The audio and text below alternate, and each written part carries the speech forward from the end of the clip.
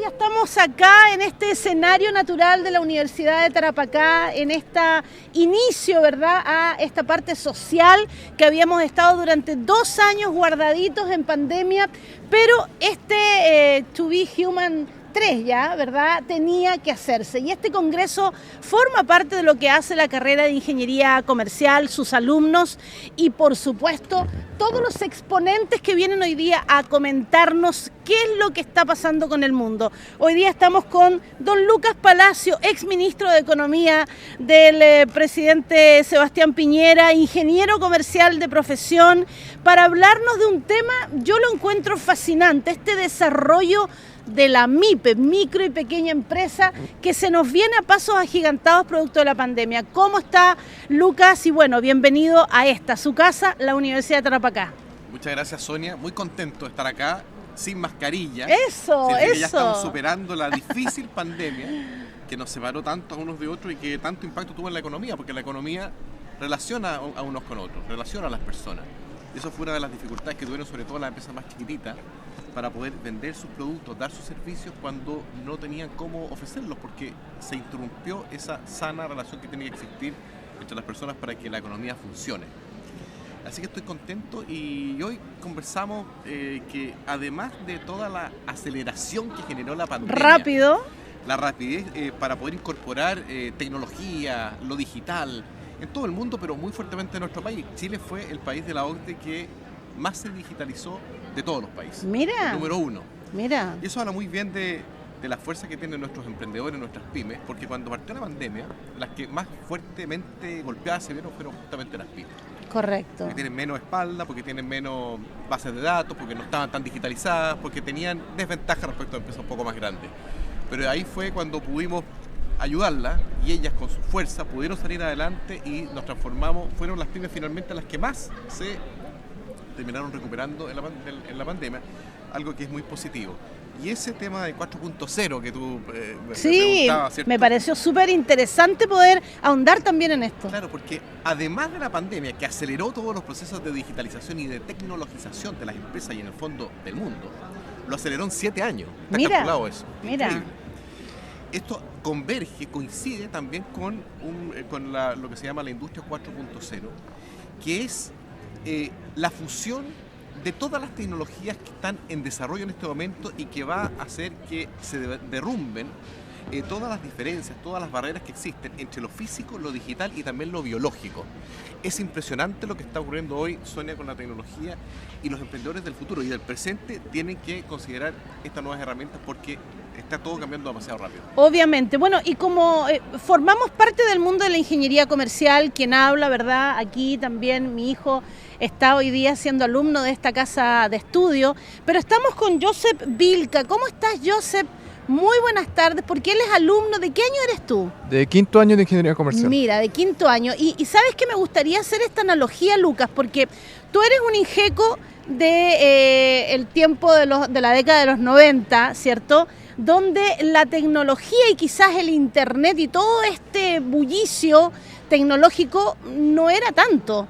Pero hoy día tú, Josep, estás como así súper pegado al internet, a las redes sociales, al social selling, como se le llama.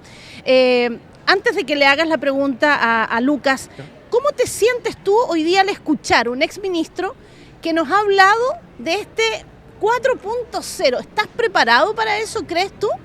Bueno, algo orgulloso igual por tener la presencia del exministro aquí a mi lado y sobre todo por mencionar un tema tan relevante que ha sido para nuestra sociedad. Por ejemplo, la cuarta revolución ha cambiado desde toda la perspectiva la relación que tenemos como los seres humanos, como también la productividad de los países en cuanto al desarrollo mundial. Así que ha facilitado mucho esos procesos de intercambios comerciales. Qué bueno, y vas a ser un profesional con esas herramientas que en nuestro tiempo, Lucas, cuéntame. Yo quiero comentar algo porque cuando yo estudié Ingeniería Comercial en los años 90, ¿ya?, nos enseñaban a que lo más importante era la última línea, la rentabilidad de la empresa.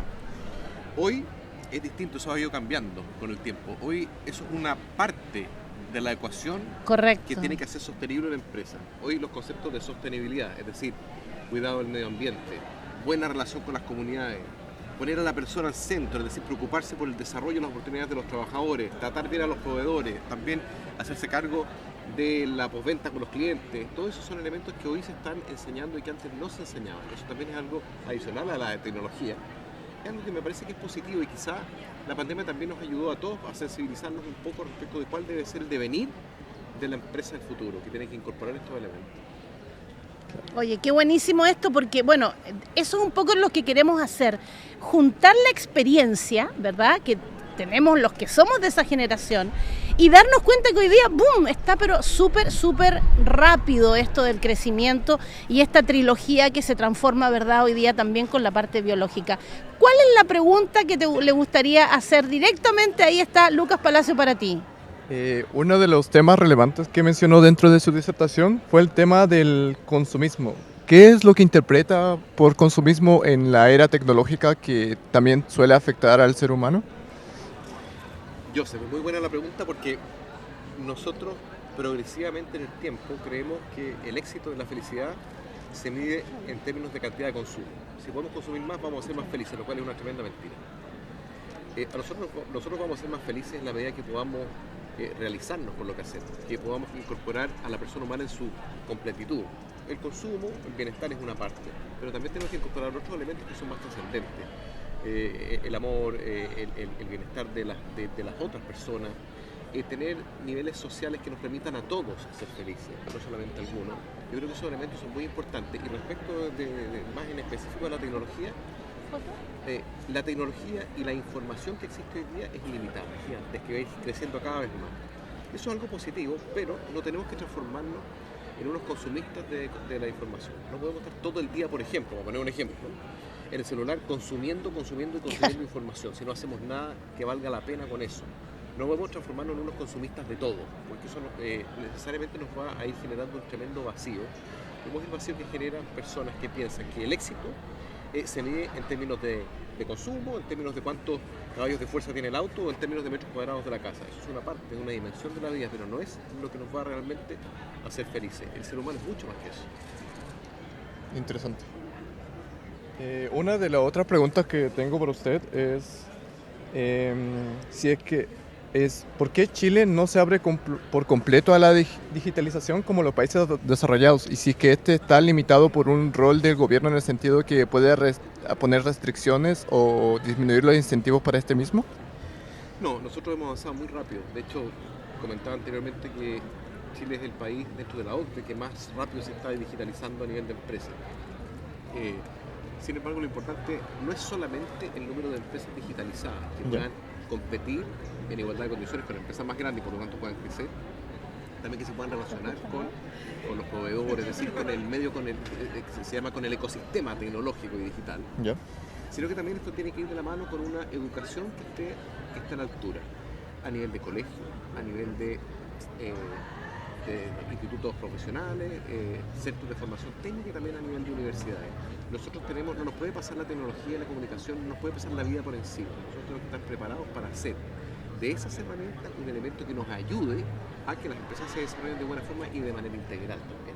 Y esa integralidad implica también el desarrollo y las oportunidades de empresas más pequeñas, empresas pymes, empresas que también tienen que tener una oportunidad para poder salir adelante. Yo diría que el mayor déficit que yo veo en nuestra sociedad no viene por el lado de las posibilidades de digitalizarse, sino que por las restricciones que existen para financiarse. En Chile tenemos dificultades para poder financiar pymes, empresas pequeñas porque no tienen historia, porque son chicas, porque no tienen tanto respaldo. Muchas veces los bancos, muchas veces incluso desde el Estado no se les presta la suficiente atención para poder ayudarlos, porque donde existe un emprendimiento, donde existen ganas de salir adelante y una buena idea, puede existir también un buen negocio y la posibilidad de ser financiado. Wow. Y a ver, otra pregunta que tengo es si que ya recomendó un libro que era de McCloskey, una economista muy reconocida dentro de la Universidad de Chicago, que es La virtud del egoísmo, ¿cierto? Sí, bueno, tiene varios libros. Yo el que recomendé ahí es Las virtudes burguesas. La virtud burguesa. No la virtud del egoísmo. La virtud burguesa que lo que habla es que el inicio del capitalismo que se hacía a nivel de pueblos pequeños, cuando cae el mundo feudal. Y el capitalismo tiene ciertos valores que no se pueden perder, que son la relación personal. A ratos el capitalismo y las empresas han crecido a un nivel que pierden completamente la relación directa con las personas, todo pasa a ser impersonal. Y eso yo creo que es un tremendo error y además un tremendo riesgo, porque no puede perder esa lógica de la otredad, de saber quién es tu cliente, de quién es el nombre y apellido, quién es una persona de la cual te tienes que preocupar. Hoy en día nosotros consumimos todo de consumo masivo, ¿cierto? Claro. Entonces se pierde esa relación personal que existía en los orígenes del capitalismo y de alguna forma yo creo que hay que ir recuperándolo. En los barrios se recuperan las pymes, en los pueblitos existe un poco más, pero en las urbes más grandes se ha ido perdiendo. Se ha ido perdiendo. ¿Algunos consejos para los jóvenes universitarios que también les interesa la economía de la región? ¿Algunos consejos para su formación académica? Bueno, esta región es exquisita, yo diría, y riquísima en cultura ancestral. Me parece que cerca del 60% de la población, entre el 55 y el 60%, he venido mucho a esta región, así que la conozco, es de pueblo originario. Yo pienso que pueden generar un mayor interés turístico, por ejemplo, con la ruta de las misiones. Por ejemplo, todo lo que es Socorro, Maputre, Belén, Codpa, toda esa ruta, incluso Parinacota hacia el punto Trifinio, me parece que es muy rico, no solamente tiene playa, yo creo que ahí existe mucho potencial para esta región. Y lo otro, que esta región tiene la ventaja de colindar con dos países, con Perú y con Bolivia, y yo pienso que si es que existe una inmigración y que sea ordenada, que sea legal, eso también es muy positivo, muy bueno para el turismo y para el intercambio cultural. El problema ocurre cuando existe ilegalidad, ya sea en la inmigración o ya sea en los comercios ilegales, porque eso finalmente es muy difícil de poder erradicar y se genera a veces, lamentablemente, situaciones de delincuencia, que hemos visto, y eso también atenta contra el desarrollo de la ciudad y de la región. Claro, un tema tan relevante como la seguridad igual debería ser fundamental para la digitalización que se trance de forma efectiva. Sí, porque la informalidad también se da en medios digitales y no es justo porque todos necesitamos pagar impuestos, ¿no? Porque el Estado cumple un rol importante, para eso tiene que financiar su programa y no es justo cuando hay una empresa que paga impuestos con las de la ley y al lado se le instala otra que no lo hace. Eso también ocurre en los medios digitales. Entonces es importante que exista una regulación, pero la regulación no necesariamente ordena todo, sino que también hay un tema cultural. Culturalmente es muy importante que estemos todos subidos en el mismo carro, paguemos nuestros impuestos y completamos en igualdad de condiciones. Con respecto a su formación, ¿tiene algunos 2 libros más que recomiende acerca de la formación económica para los estudiantes? Sí, mira, yo recomiendo a un autor que tiene varios libros, pero sobre la naturaleza humana de Hume. Me parece que es muy importante, que es un filósofo, pero es muy importante para poder conocer la economía, conocer que es una ciencia social que relaciona a las personas. Por lo tanto, es muy importante conocer de sociología, de historia, de filosofía para poder entender bien lo que es la economía. La economía no son puros números. Yo creo que quizá hemos errado en las últimas décadas en enseñar una economía que solamente se mide en números. También tenemos que ver otras dimensiones que humanicen más la economía. Recomiendo a Hume, recomiendo a La naturaleza humana, de von Mises. Recomiendo también a Hayek, de La libertad, por ejemplo, un libro pequeño, pero me parece que es muy importante. Tenemos un economista filósofo.